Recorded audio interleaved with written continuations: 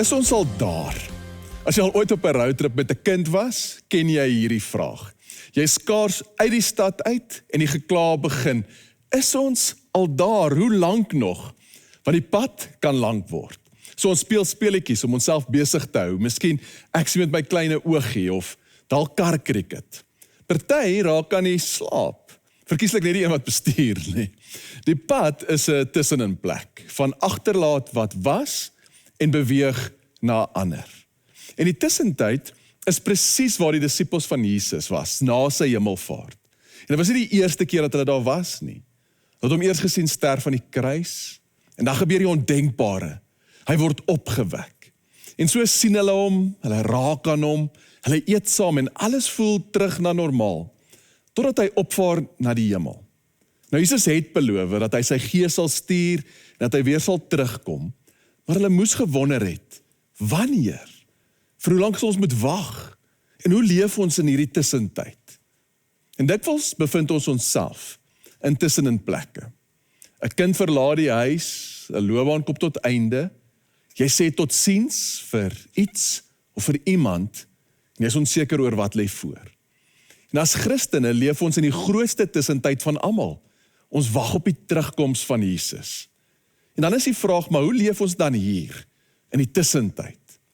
En om ons te help om daaroor te dink, wil ek jou nooi om vandag saam met my na die woorde van Paulus aan die kerk in Efese te kyk. Nou Efese was 'n groot en 'n invloedryke stad in die Romeinse provinsie van Asië, wat ons vandag ken as Turkye. So Efese was 'n smeltkroes van verskillende godsdienste en handel en kulture wat saamgekom het. Verskillende filosofieë en idees gehad wat meegeding het oor aandag van hoe ons behoort om te leef. En miskien is dit nie so anders as die stede waarin ons vandag leef nie. Selfs as jy in 'n klein plekkie leef, is ons almal verbind aan die globale dorp van die internet. So met dit in gedagte, kom ons luister na Paulus se woorde. Kom ons lees saam. Wees dan navolgers van God soos geliefde kinders en wandel in liefde, soos Christus ons ook liefgehad en hom vir ons oorgegee het as 'n gawe en offer aan God tot 'n lieflike geur. Want vroeër was julle duisternis, maar nou is julle lig in die Here. Wandel soos kinders van die lig. Want die vrug van die Gees bestaan in alle goedheid en geregtigheid en waarheid. En beproef wat die Here welbehaaglik is. En hou nie gemeenskap met die onvrugbare werke van die duisternis nie, maar bestraf dit liewer. Want wat in die geheim deur hulle gedoen word, is skandelik selfs om te noem. Maar al die dinge wat deur die lig bestraf word, word openbaar. Want alles wat openbaar word, is lig. Daarom sê hy, ontwaak jy wat slaap, en staan op uit die dode en Christus sal oor jou skyn. Pas dan op, dat julle nougeset wandel, nie as onwyse nie, maar as wyse. En koop die tyd uit, omdat die dae boos is. Daarom moet julle nie onverstandig wees nie, maar verstaan wat die wil van die Here is. Moenie dronk word van wyn nie, daarin is losbandigheid, maar word met die Gees vervul. Nou Paulus skryf hierdie woorde ongeveer 60 jaar na Christus. En hy is in die tronk, praat van 'n tussenin tyd. En hy skryf dit aan mense wat uitwerk hoe om nou te leef. En dit is 'n woord vir hulle en ook vir ons. Soos Romeine 8 sê, die hele skepping kreun, verlang, saam met ons, soos 'n vrou in kraam, met 'n verlange dat alles bymekaar moet kom. So hoe leef ons dan in die tussentyd? In Paulus se woorde, ons word geroep om te leef as kinders van die lig. En ons gaan dit vandag verken deur na 3 uitnodigings te kyk. Eerstens, ons kyk op na die Vader. Tweedens, ons kyk op en word 'n navolger. En derdens, ons kyk op en leef deur die Gees. So as jy leer om fiets te ry, is die advies dikwels om nie te kyk, af te kyk en na jou wiel te kyk nie, maar is om vorentoe te kyk, daarna waartoe jy wil gaan. As jy 'n boom sien, vermy jy dit nie deur na die boom te kyk nie, jy vermy dit deur op te kyk en reguit vorentoe te kyk. Nou vir ons is dit so maklik om opgeneem te word deur die lewe rondom ons. Ons raak besig, ons kan verveeld raak, of ons kan opgeneem word in afleidings. Die uitnodiging, terwyl ons leer om in die tussentyd as kinders van die lig te leef, is dan eerstens om op te kyk na die Vader. Die Vader wat hier by ons is, nie ver en weg nie, maar hier. Ons kyk op na die Vader en dit gee vir ons die hoop om staande te kan bly, wat ook al jy in die gesig staar. Ons ontdek dat God is by ons. Ons ontdek ons is nie alleen nie, en dat God vir jou is. Nou as ons dink aan God as Vader, miskien twee aspekte om van God te onthou vandag. Eerstens, God is liefde. Nou wanneer ek en jy aan liefde dink, dan dink ons baie keer aan 'n emosie of 'n gevoel, een wat dikwels irrasioneel is. Dink maar aan die liefdesliedjies, wat praat van liefde as 'n stroom van emosies. Jy smag na jou geliefde. Jy sal elke berg klim, jy sal deur elke see swem om by jou geliefde te wees.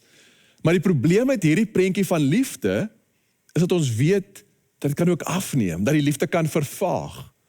So ons hoor, God is liefde.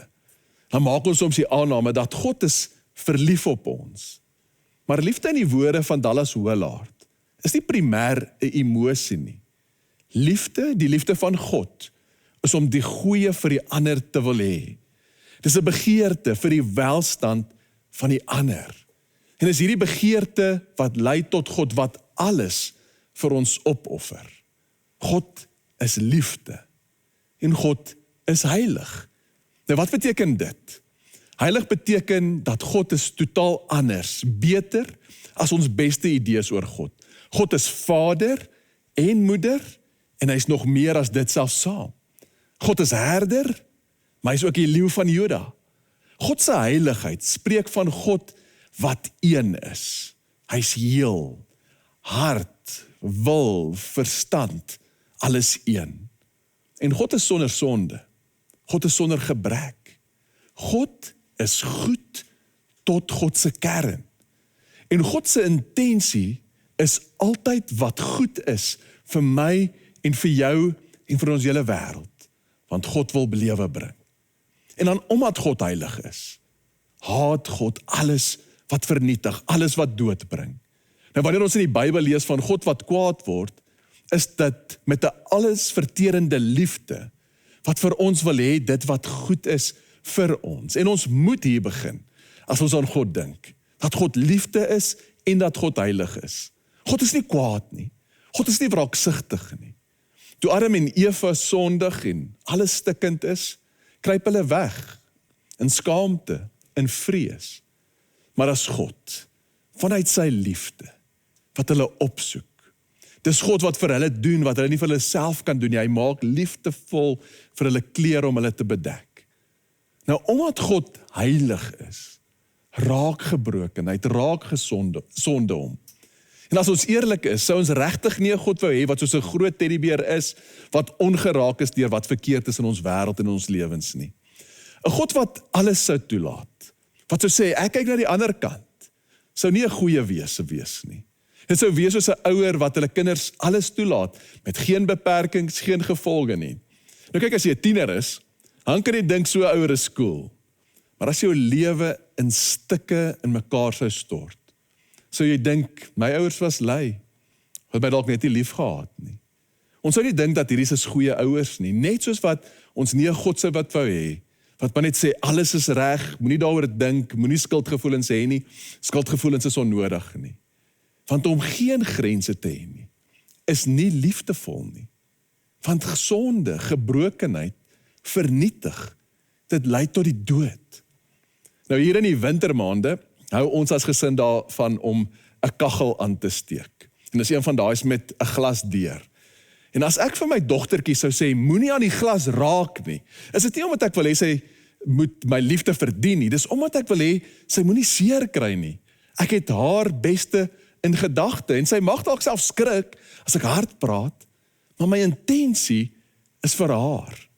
So wanneer jy die Bybel lees, en dalk selfs God se kwaad sien, onthou dat God se liefde, God se heiligheid, is vir jou, is vir wat goed is vir jou. Nou ons het nodig, om gereeld herinner te word, om op te kyk, en om God te sien. En die manier van die natuur, het 'n manier om ons te herinner, aan God. Psalm 19 nooi ons om na die lig te kyk, dat die hemele verkondig die heerlikheid van God. Jesus het ons genooi om na die voëls van die lug te kyk, om die lelies te sien. Die natuur is die eerste Bybel. God openbaar homself deur die skepping. Vertel van 'n God wat alles met liefde gemaak het, alles onderhou in liefde. En so wanneer ons na die natuur kyk in verwondering, ontdek ons dat God is werklik heilig, hy is werklik anders. Dit herinner ons dat God is vir ons. En dit bring ons by ons tweede uitnodiging. Hoe leef ons in die tussentyd as kinders van die lig? Ons kyk op en ons word 'n navolger. Dallas Willard, 'n professor in filosofie en 'n baie groot Christelike skrywer, vertel hoe hy op 'n keer deur een van sy studente gevra is, Dallas, jy is so slim, jy praat heeltyd van Jesus, maar hoekom volg jy Jesus? Dallas het stil geword en hom gevra, wie stel jy voor? In die skrif van vandag het ons gehoor hoe Paulus ons herinner en ons roep om navolgelinge van God te word. Dat terwyl ons wag in die tussentyd, sê dieselfde refrein wat ons deur die Bybel gereeld hoor. Luister wat sê 1 Petrus. Hy sê, maar soos hy wat julle geroep het, heilig is, word julle ook heilig in al julle wandel, omdat daar geskrywe is, wees heilig, want ek is heilig. Nou Jesus het gesê, dat as ons hom sien, het ons die Vader gesien. So ons word genooi om nie net na Jesus te kyk in bewondering nie, maar om van hom te leer, sy patroon te volg, om heilig te word. Nou Richard Foster skryf dat heiligheid vir ons is 'n lewe wat goed werk. Nou klink dit nie uitnodigend nie. Om heilig te wees beteken nie om wette te onderhou, om God se aandag te probeer kry of sy goedkeuring te wen nie, want dit het ons al reeds. God gee dit aan ons deur sy liefde en sy genade. Om heilig te word is om alles van jou lewe, jou verhoudings, jou begeertes, jou denke, jou ingesteldheid, jou dade, alles na God te bring om getransformeer te word, sodat jou lewe kan werk, kan funksioneer. 'n Heilige lewe is bedoel vir hierdie lewe, so om te kan leef met 'n innerlike wêreld wat gesond is, met geordende begeertes. Dis om te leef met wysheid en met goedheid en met waarheid. Dis om te doen wat jy moet doen, wanneer jy dit moet doen en ook hoe jy dit moet doen. Nou Jesus het gesê dat wanneer ons hom gesien het, het ons die Vader gesien. En daarom gaan ons gereeld in die evangelies bly. Ons gaan kyk na hoe Jesus geleef het, sodat ons verbeelding verryk kan word van hoe 'n lewe lyk wat goed werk. En met baie deernis wil ek vandag vir jou vra, vriend, wat in jou lewe werk nie? En wanneer jy daarna kyk, is dit nie om jouself te oordeel of om jou met skaamte te vul nie. Maar dat as jy met eerlikheid na jou lewe kan kyk en kan raak sien, in watse area van my lewe smag ek na God se aanraking, na God wat my genees. Sonde en gebrokenheid praat uiteindelik van dit wat nie goed werk nie, van 'n siekte. En is God wat ons wil genees, wat ons wil rein maak, wat ons wil heilig. Vandag kan ek jou nooi om met die Here eerlik te wees daaroor. God wil jou neem na 'n lewe wat werk. God wil jou lei na 'n lewe van vryheid. En dan ons derde uitnodiging. Dis om op te kyk en leef deur die Gees. Nou Max Lucado vertel in 'n baie oulike kinderstorie dat daar 'n dorpie was waar houtmense gebly het. Nou hulle was almal gemaak deur die houtmaker Eli. En elke dag het die houtmense vir mekaar plakkers gegee. Goudsterre as jy slim, mooi of oulik was, en grys kolle as jy foute gemaak het of dalk nie so indrukwekkend was nie. Nou een van hierdie houtmense, Punchinello, het oral om hom net grys kolle gehad. En hy het later begin glo, hy is net nie goed nie. En so hard soos wat hy probeer het, kon hy net nie van hierdie kolle ontslaa raak of sterretjies verdien nie. En toe eendag, toe sien hy 'n houtpersoon met geen plakkers op nie. Nie sterre of kolle nie. En hy vra toe vir haar, hoe is dit? Jy het geen plakkers nie. En Lucy vertel vir hom, wel wat ek doen, ek gaan elke dag na Eli toe, en ek gaan kuier by hom. En jy moet dit regtig doen. Hy sal daarvan hou om jou te sien. So Punchinello, nuuskierig, dalk ook moeg vir al die kolle en sy eie probeersla om daarvan ontslae te raak, gaan toe eendag op na Eli toe. En toe Eli hom sien, toe sê hy, Punchinello, ek is so bly dat jy hier is. Punchinello, weet jy dat jy is belangrik? Jy is spesiaal, want jy is myne. En Punchinello is daar weg, en hy het by homself gedink, Eli bedoel dit regtig. En met dit, het die eerste gryskol van hom afgeval. En wanneer ons hoor om te leef as kinders van die lig, is die uitnodiging aan ons om God toe te laat, om ons te transformeer. Om te leef deur die Gees, is om God toe te laat om ons heilig te maak. Dis God se werk. As jy dink aan daai kolle wat jy dra, wat sou gebeur as jy dit vandag aan die Here die toestemming gee, die oorgawe om jou nuut te maak. Nou een praktyk wat ons kan help om te leef deur die Gees, is om te bid reflekterend oor ons lewe. In die 17de eeu was daar 'n man met die naam Ignatius. Nou, hy was uit 'n adelike familie en hy het groot geword met 'n ambisie dat hy wil iets word. En hy sluit hom toe aan by 'n weermag en daar in die weermag word hy in 'n geveg beseer. En hy gaan toe huis toe om te herstel en dit was 'n lang hersteltyd gewees, so hy het gelê en verveeld tel hy toe boeke op om te lees. En die eerste boeke is romanse. Nou, hy het 'n baie sterk verbeelding gehad. En soos wat hy hierdie romanse lees, het hy in sy verbeelding gesien hoe hy ook hierdie groot minnaar is, wat harte verower. En toe al hierdie boeke klaar gelees is, toe tel hy 'n boek op oor die lewe van heiliges, van mense wat toegewyd is aan die Here. En weer in sy verbeelding sien hoe hy leef na die Here, hoe die Here hom nuut maak. En hy let toe op, dat as hy oor hierdie twee ervarings reflekteer, dat hierdie verbeelding om 'n groot minnaar te wees, dit gee so 'n bietjie afleiding vir 'n ruk, maar dit hardloop uit stoom uit. Dit los hom nie met lewe nie. Maar wanneer hy homself sien saam met God, is dit soos 'n vuur wat net al groter word. En hierin sien ons die waarde van refleksie in ons lewe. Dis 'n manier om wakker te word. 'n Manier om wakker te word vir die werklikheid van God en van onsself en van om God toe te laat om ons te transformeer. So 'n eenvoudige praktyk wat jou hiermee kan help, is 'n refleksiegebed aan die einde van jou dag. Dit vat ongeveer 7 minute. So jy begin eerstens deur vir God te vra vir sy lig, om jou dag te sien vanuit sy perspektief. Tweedens is dit dan om vir die Here dankie te sê. Dankie vir 'n geskenk van vandag, want dankbaarheid het 'n manier om ons te begrond. So miskien wil jy die Here dankie sê vir jou familie, vir jou werk, dat jy werk het, vir jou liggaam, vir vriendskappe. En dan derdens, vra vir Jesus om saam met jou deur die dag te stap in jou herinnering. En laat jou dag dan soos 'n rolprent voor jou afspeel. En wanneer jy reflekteer so, dan stap jy saam met Jesus en jy let op. Jy let op, hoe het ek gevoel toe ek vanoggend wakker geword het, toe ek my huismense gesien het. Jy onthou jou eerste ontmoeting en stadig stap jy deur jou dag en jy herroep alles wat gebeur het. En dan soos wat jy dit doen, is dit die uitnodiging om te reflekteer en te identifiseer een oomblik van lig, wanneer jy die lewe ervaar het. Miskien was daar 'n geleentheid wat jy naby aan die Here gevoel het. Dalk is daar iets wat jou geraak het, wat jy iets gedoen het, wat jou laat voel het, ek is gemaak hiervoor. God het my hiervoor geskep. Of dalk het jy iemand gedien. Wat was daai oomblikke van lig? Maar identifiseer dan ook oomblikke van duisternis. Oomblikke waar jy afgesny gevoel het van God, afgesny gevoel het van jouself.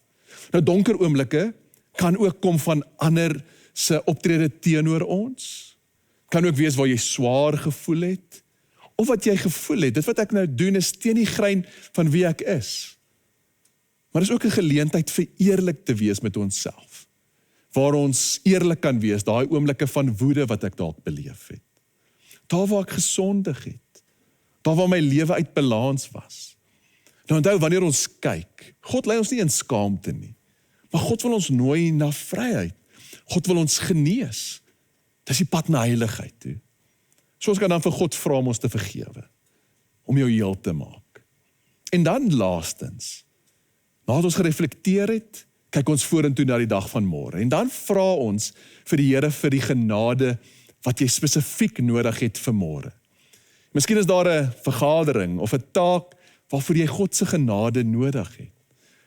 God se genade is dit wat ons bemagtig. Dis sy Gees wat ons in staat stel om te leef die lewe waartoe hy ons roep. Genade is nie net vir diegene wat van God vergifnis nodig het nie. Volgelinge van Christus, ons gebruik genade oomblik vir oomblik, soveel soos wat 'n vliegtuig brandstof gebruik. Vriende, die tussentyd is nie net 'n tyd van wag nie. Ons word geroep om nou, op hierdie lewenspad, kinders van die lig te wees.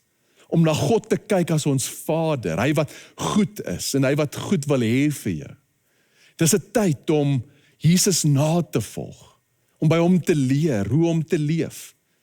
En dis om die Here se Gees toe te laat, om ons heel en heilig te maak. Dieselfde Gees wat Christus uit die dood uit opgewek het, is hy wat in ons woon. En soos wat ons leef as kinders van die lig, bring ons ook sy lig, maak ons dit openbaar in die wêreld waar ook al ons gaan. Kom ons bid saam. Here, hier in die tussentyd, dankie dat ons nooit alleen is nie, maar dat U by ons is. Here, ons kom en ons vra vandag dat U ons sal lei en ons sal leer. Here, help ons om ons oë op U gefestig te hou. Help ons om by Jesus te leer hoe 'n lewe lyk. Here, help ons om oop te maak vir die Gees, sodat ons U lig kan uitleef.